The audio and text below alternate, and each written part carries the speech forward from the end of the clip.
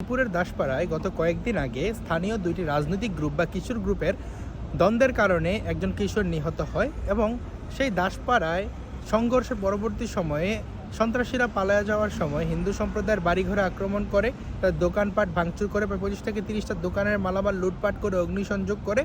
সবচেয়ে মূল কথা হলো সেখানে হিন্দু সম্প্রদায়ের কোনো মানুষজনই উপস্থিত ছিল না এবং ভিকটিম হিন্দু সম্প্রদায়ের মানুষজনেরা ক্যামেরার সামনে এসে বলতেছে এখানে তো কোনো সাম্প্রদায়িক সহিংসতা ঘটেনি। দেখেন কি একটা মগের মূল্য চলতেছে, যার মামার বাড়ি আব্বুর দেশ মনে করতেছে। দেখেন এখানে যদি ধরেন আমি মানিয়ে নিলাম যে দেখেন এখানে যেহেতু হিন্দু মুসলিম সহাবস্থান করে একটা সমাজে, যদি অপরাধী হিন্দুও হইতো তাইলে কি হিন্দুদের পাড়া কি পাড়া জ্বালাই দেওয়া, যেটা আমরা সুনামগঞ্জের সাল্লায় দেখছি, ব্রাহ্মণবাড়িয়ার নাসিরনগরে দেখছি, কুমিল্লার কোরবানপুরে দেখছি যে কে নাকি ফেসবুকে নাকি অবমাননা করছে, যদিও পরবর্তীতে দেখা যায় যে এগুলো ফেক। কিছু কিছু ক্ষেত্রে দেখা যায় নিজেরাই অবমাননা কইরা নিজেরাই কোরআন রাইখা, যেমন কুমিল্লার ইকবালের ক্ষেত্রে যা হইল, মানে নিজের কোরআন নেয়া হিন্দুদের মণ্ডপে রাইখা দেশব্যাপী হিন্দু সম্প্রদায়ের উপর আক্রমণ করলো। সেখানে যতন সাহা মারা গেল, মানিক সাহা মারা গেল, এই যে নোয়াখালীতে ইস্কন মন্দিরে প্রান্ত দাসকে কোপায়া মারা ফেললো। তো এই যে সাম্প্রদায়িক সন্ত্রাসীদের এই কাহিনী, ধরেন যদি অপরাধী হিন্দু হইতো তাহলে হিন্দুদের পাড়া কি পাড়া জ্বালাই দেওয়া জাস্টিফাইড হইতো? আসলে দেশের যে ইকুয়ালিটি, দেশের যে সমতা, ন্যায্যতা বা বেঁচে থাকার যে অধিকার, তা কতটুকু দেশে বলবৎ আছে? একজন হিন্দু আপনার বলতেছে যে আমরা কি ভারত চলে যাব। দেখেন সে ভারত চলে যাবো নাকি সে একজনকে জিজ্ঞেস করতেছে, অথচ যাকে জিজ্ঞেস করতেছে হইতে পারে সেই তার জমি দখল করার জন্য বসে আছে। তো আপনি ভারত চলে যাওয়া কি আলটিমেট কোনো সলিউশন? আপনার ঘরের পাশে হিন্দু মানুষ মার খাইতেছে, আপনি চিন্তা করতেছেন মোদি এসে আপনারা বাঁচাবে। ভাই ভারত একটা আলাদা এন্টিটি, ভারত একটা আলাদা দেশ, ভারত কেন আপনারা বাঁচাবে? আপনি কেন ভারতে যাবেন? আপনার জমি এখানে, আপনার বাপ দাদা হাজার বছর ধরে এখানে বাস করতেছে, এই জমির ভূমিপুত্র, আপনি বলতেছেন আপনি ভারতে যাবেন।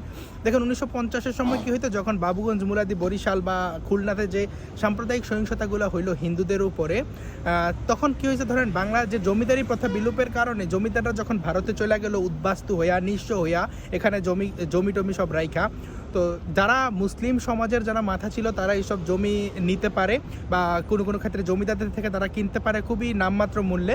কিন্তু যে তফসিলি যারা হিন্দু, কথিত তফসিলি, কথিত দলিত যেসব হিন্দুরা রয়ে গেছিল, তাদের জমি কিন্তু ইনটেক থাকে।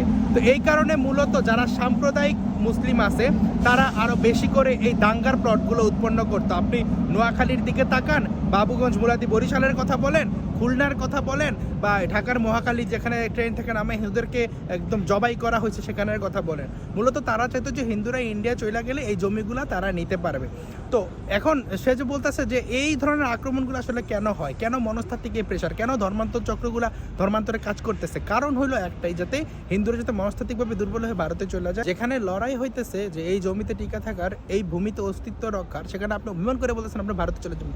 আপনি ভারতে চলে গেলে কার কি লাভ হবে? আপনার ভবিষ্যৎ প্রজন্ম উদ্বাস্তু হইব, আপনার এখানকার জমি হয় সরকার অর্পিত সম্পত্তি হিসেবে দখল করবো, নয়তো আপনার প্রতিবেশী কেউ দখল করে নিব, পরবর্তী তার কোনো খোঁজখবর থাকবে না। তো আপনি কেন স্বেচ্ছায় বারবার উদ্বাস্ত হতে চান? আর ভারত তো একটা আলাদা এন্টিটি, ভারত কেন আপনারা রক্ষা করবো? ভারতের কি দায় পড়ছে? আর ভারত কি হিন্দুদের জন্য খুব সেফ? মানে ভারতে যাই আসলে হইবটা কি? ভারতের তো বাংলাদেশের এইসব হিন্দুদেরকে নাগরিকত্ব দেওয়া উচিত না। কারণ দেশভাগের সময় বিভিন্ন লেখা উঠে আসছে যে তখনকার হিন্দুরা মানে কথিত দলিত, এখানের যারা তারা স্লোগান দিচ্ছে যোগন মণ্ডলের সাথে মিলা, যে দলিত মুসলিম ভাই ভাই, বর্ণ হিন্দুর সাথে নাই, এমন কিছু সাম্প্রদায়িক নানান ধরনের সাংঘাতিক স্লোগান দিছে।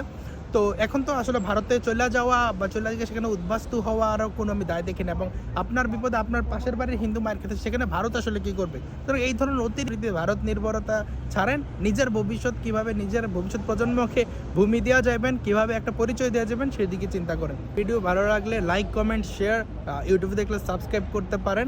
আপনাদের মন্তব্য মতামত গ্রহণযোগ্য। ধন্যবাদ সবাইকে।